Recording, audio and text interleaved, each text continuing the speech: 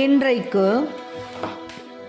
ஜனவரி மாதம் 12ஆம் தேதி திங்கட்கிழமை. இன்று தேவன் நமக்கு தரும் ஜீவநீர் ஊற்றான இறை வார்த்தைகள் திருப்பாடல் 63 இறை வார்த்தைகள் 1-5 முடிய.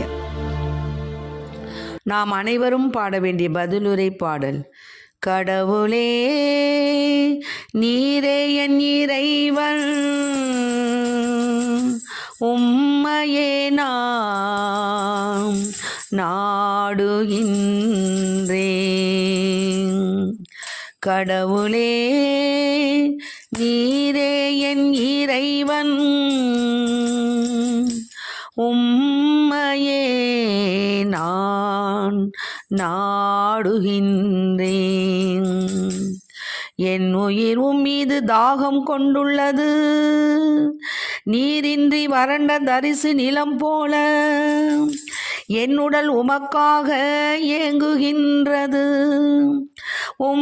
ஆற்றலையும் மாட்சியையும் காண விழைந்து தூயகம் வந்து உம்மை நோக்குகின்றேன். என் உயிர் உம்மீது தாகம் கொண்டுள்ளது, நீரின்றி வறண்ட தரிசு நிலம் போல என் உடல் உமக்காக ஏங்குகின்றது.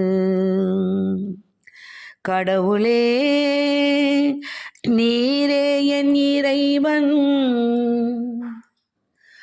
உம்மையே நான் நாடுகின்றேன். ஏனெனில் உமது பேரன்பு உயிரினும் மேலானது,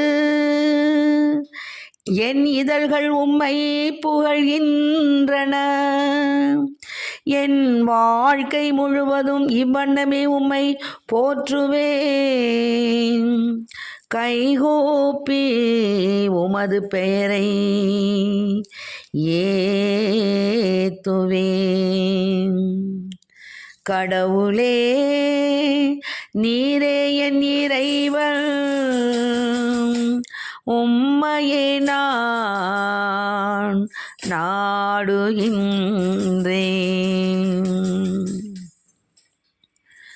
அறுசுவை விருந்தில் நிறைவடைவது போல என் உயிர் நிறைவடையும். என் வாய் மகிழ்ச்சி மிகு இதழ்களால் உம்மை போற்றும்.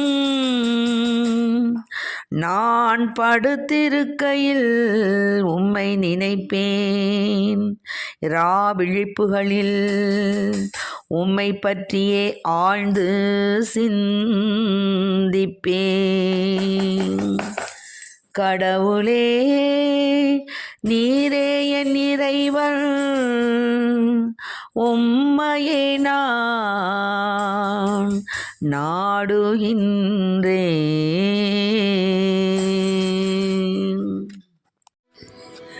இன்றைக்கு நம் தேவன் தரும் ஜீவநீர் ஊற்றான இறை வார்த்தைகளை கேட்டோம். அதாவது கடவுளுக்காக ஏங்குதல். யூதாவின் பாலை நிலத்தில் இருந்தபோது தாவீது பாடிய புகழ்பா. என்ன சொல்றார் அவரு? கடவுளே நீங்க தாப்பா என் கடவுள், என் இறைவன், உங்களை தாப்பா நான் நாடுறேன். என் உயிர் உம்மீது தாகம் கொண்டுள்ளதுப்பா. நீரின்றி வறண்ட தரிசு நிலம் போல என் உடல் உமக்காக ஏங்குதுப்பா. நீர் இல்லாம தரிசு நிலம் எப்படி காயும்? நீருக்காக அது ஏங்குவது போல நான் உங்களை நோக்கி ஏங்கி நிற்கிறேன்ப்பான்னு சொல்றார். ஆற்றலையும் ஆட்சியையும் காண விழைந்து தூயகம் வந்து உம்மை நோக்குகின்றேன். ஏனெனில் உமது பேரன்பு உயிரினும் மேலானது. ஏப்பா, கடவுள் நம் மீது எவ்வளவு அன்பு வைத்திருக்கிறார்னா, பிதாவானவர் தன் ஒரே மகனை அனுப்பும் அளவுக்கு என்ன பண்ணார்?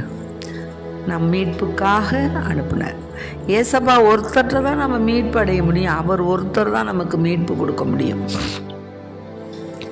அறுசுவை விருந்தில் நிறைவடைவது போல என் உயிர் நிறைவடையும். என் வாய் மகிழ்ச்சி மிகு இதழ்களால் உம்மை போற்றும். என்னுடைய வாய் எப்பொழுதும் என்ன செய்யும்? உம்மை புகழ்ந்து போற்றி கொண்டே இருக்கும். நான் படுத்திருக்கும்போது கூட உம்மை நினைப்பையா. விழிப்புகளில் கூட நான் உம்மை பற்றியே சிந்திப்பேன் அப்படின்னு தாவீது அரசர் சொல்கிறார். அதுபோல தான் நாமும் நம்முடைய வாழ்நாட்களில் இறைவனை உண்மையாகவே நாடணும், தேடணும். அவருடைய நம்முடைய உயிர் மீது தாகம், அதாவது நம் உயிர் அவர் மீது தாகம் கொண்டுள்ளது. நீரின்றி வறண்ட தரிசு நிலம் போல என் உடல் உமக்காக இயங்குகிறது அப்படிலாம் சொல்லணும். நம்முடைய இதழ்கள் உம்மை புகழணும். நம்ம இதழ்கள் என்ன செய்யணும்? அவரை புகழணும். ஏசப்பா ராத்திரி படுத்திருக்கும்போது கூட ஏசப்பாவை பற்றி தான் நினைக்கணும். இரா விழிப்புகளையும் ஆண்டவரை பற்றி சிந்திக்கணும். ஆக நான் உம்மை உறுதியாக பற்றி கொண்டேன், உமது வழக்கை என்னை இறுக பிடித்துள்ளது. ஆமென். இப்போது சாதாரணமாக ஒரு தகப்பன் ஒரு தாய் தான் பிள்ளைய கூட்டிகிட்டு போகிறாங்கன்னா அவங்க பிள்ளைய கையை பிடிச்சாங்கன்னா விட மாட்டாங்க.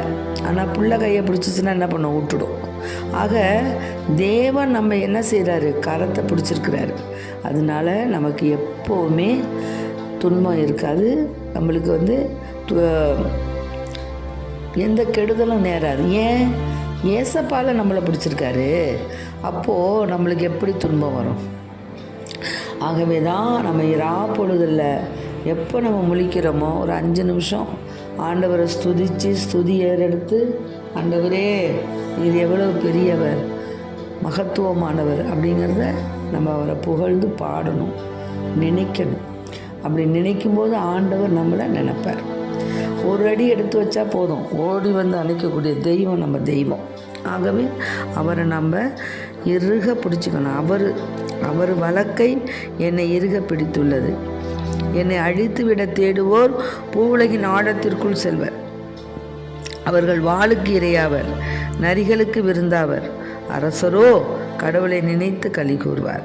அதனால நாம் ஆண்டவரில் அகமகிழ்ந்து வாழ, இறைவனையே நம்பி அவரையே நாடி தேடி நாம் இருக்கும் பொழுது, நம்மை அவர் கரம் பற்றி இருக்கும் பொழுது நமக்கு எந்த தீங்கும் வராது, எந்த துன்பமும் வராது, எந்த நோயும் வராது, எந்த நோக்காடும் வராது. ஆகவே அன்பு பிள்ளைகளே, தேவன் நம் கரம் பற்றி நடக்க அவரிடம் சரணாகதி அடைவோம். ஆமென். Praise the Lord. மரியே வாழ்க.